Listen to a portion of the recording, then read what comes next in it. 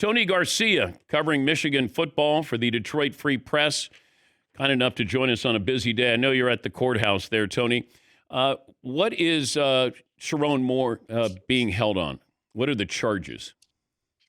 Yeah, good morning, Dan.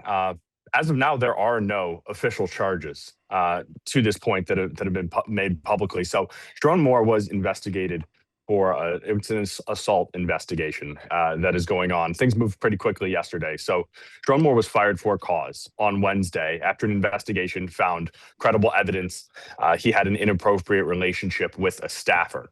I'm told there had been an internal investigation dating back a couple months. And then recently, in the last couple of weeks, they brought in an outside firm which corroborated things and moved that over to the athletic department.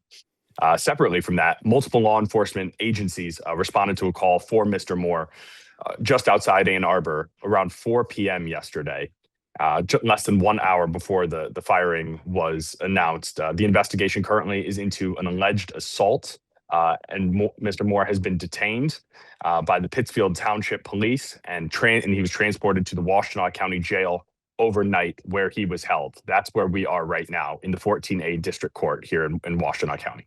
How was he informed that he was fired? Those details are not quite public. I've been told that yesterday there was a team meeting. The athletic director came in to the team facilities and informed the staff and the players, but Mr. Moore was not there at that time. So sometime in the past 48 hours is when he was told specifically, but it's not clear where he was at the time. And this has been swirling. I had gotten word at the end of October. Yep. Now, I don't know if that lines up with anybody's timeline, but once again, I didn't know, if there was any fire to it. There was certainly smoke, and I didn't know if it was a smear campaign or just somebody putting something out on social media. But I did get a heads up from a source, but then it kind of went away.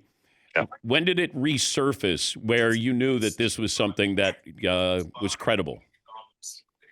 Yeah, really in October, like you just said, Dan, that is when the week of the Michigan State game was the final week of October. That is when the university started investigating this.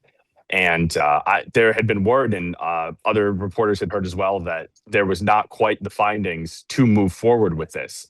And then something changed in the last couple of weeks where a smoking gun of sorts was found. That much, to me, is not yet clear whom it was, but things evolved pretty rapidly in the last 10 or so days. Were these recruits, signees, given any heads up that their coach, his job is in jeopardy?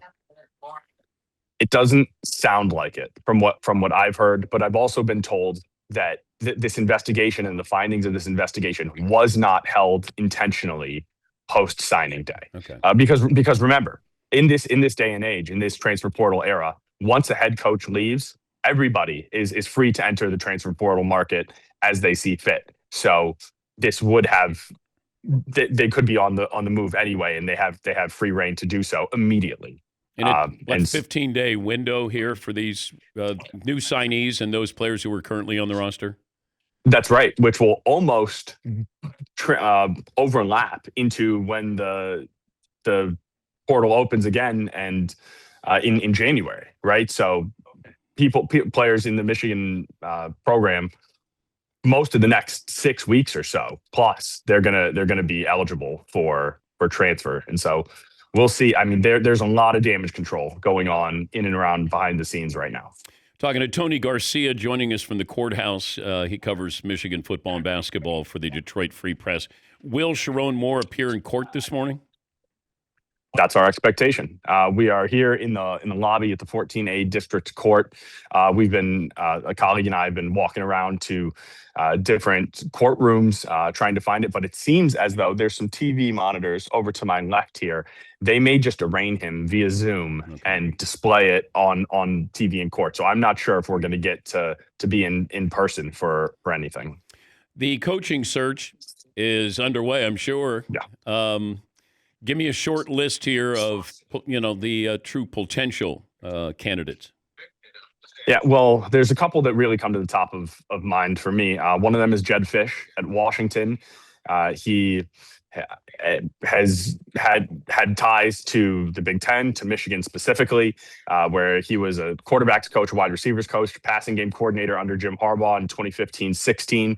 And he's led a couple of nice, successful programs in the past 5 years. He turned Arizona around. He took over after they went 0-5 in the COVID-19 shortened 2020 season. He won just one game that first year, but by year 3, he was 10-3. He beat Oklahoma in a bowl game. And so he seems to know how, and that's a lot fewer resources than here in Ann Arbor. And then recently, the past 2 years at Washington, nothing to truly write home about. 6-7 2 years ago, and then 8-4 this past season.